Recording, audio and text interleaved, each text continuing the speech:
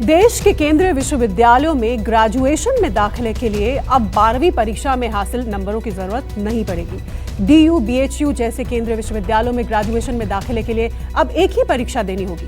तमाम यूनिवर्सिटीज में नामांकन common university entrance test CUET में हासिल अंकों के आधार पर होगा। ये परीक्षा इसी साल से शुरू हो जाएगी। 90% अंक के बावजूद सता रही ग्रेजुएशन में दाखिले की चिंता। 95% मार्क्स के बाद भी कट ऑफ लिस्ट में नहीं आया नाम। छात्रों और अभिभावकों को परेशान करने वाली ये खबरें अब इतिहास का हिस्सा बनने जा रही हैं, क्योंकि यूजीसी ने एक ऐसा फैसला लिया है जिससे देश के केंद्रीय विश्वविद्यालयों में ग्रेजुएशन में दाखिला लेने के लिए 12वीं बोर्ड में हासिल अंकों का अब कोई मतलब नहीं रह जाएगा। हालांकि इसके लिए न्यूनतम अंकों की जरूरत पड़ेगी, लेकिन ज्यादा नंबर लाने वालों को दाखिले में मिल रही वरीयता खत्म हो जाएगी। कॉमन यूनिवर्सिटी एंट्रेंस टेस्ट को हम इंट्रोड्यूस करना है।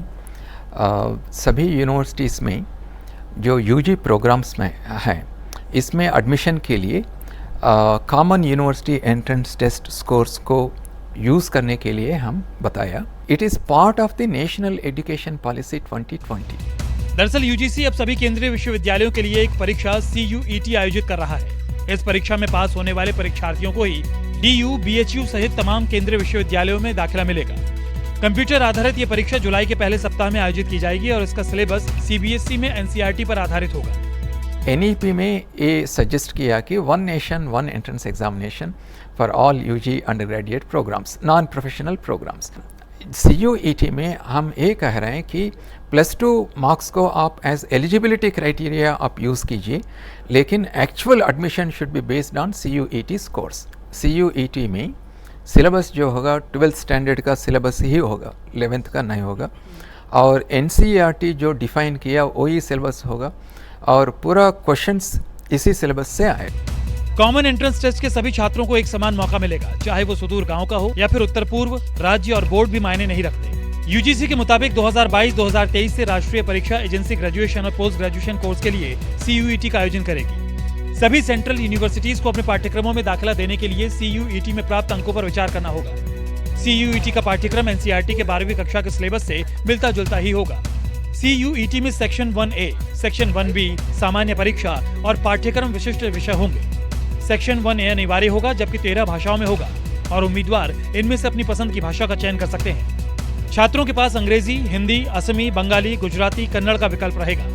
मलयालम, मराठी, ओडिया, पंजाबी, तमिल, तेलुगु और उर्दू भी चुन सकते हैं। यूजीसी का ये नियम अल्पसंख्यक शिक्षण संस्थानों पर भी लागू होगा। इसमें जामिया मिलिया इस्लामिया, अलीगढ़ मुस्लिम यूनिवर्सिटी और दिल्ली यूनिवर्सिटी का सेंट स्टीफन भी शामिल है। यूजीसी के मुताबिक नए नियम से CUET के किसी भी संस्थान के आरक्षण नियम में कोई बदलाव नहीं होगा और किसी भी आरक्षण को इससे कोई दिक्कत नहीं होगी। कहा जा रहा है कि यूजीसी की CUET परीक्षा का सबसे ज्यादा फायदा बिहार और यूपी के छात्रों को मिलेगा, क्योंकि यहाँ के इंटरमीडिएट बोर्ड में छात्रों को बहुत कम नंबर मिलते हैं और इसकी वजह से यहाँ के छात्र CBSE बोर्ड के छात्रों के मुकाबले एडमिशन में पीछे छूट जाते हैं। जो रूरल बैकग्राउंड से है, जो रिमोट एरिया से है, उधर इतना अच्छी स्कूल्स नहीं होगा। स्टूडेंट्स तो टैलेंटेड है, लेकिन इनका मार्क्स 80% 90% नहीं होगा, सिर्फ पास हुआ। तो सभी लोगों को अब they will get a chance to study the online degrees.